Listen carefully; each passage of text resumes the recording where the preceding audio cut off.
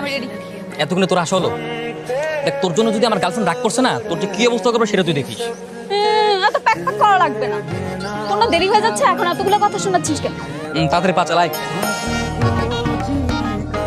কি করছিস? আমি চেঞ্জ করি না, আমার লাগবে না। শখ কত, তোর জন্য নিচ্ছি নাকি?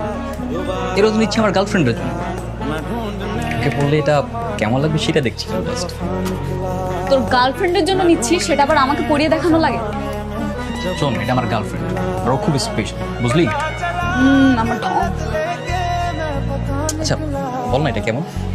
সুন্দর। মিতুকে মানাবে? ভালো লাগবে। ওকে ভাই, এটা প্যাক করে দিন তো। মামা, এই ফুলটা দেন তো। না না, ওই ফুলটা ভালো লাগছে না। তুই একটা কাজ কর, ওই যে রজনীগন্ধা ফুল। আরে না, ওই ফুল নিবো মানে এটা কোনো ফুল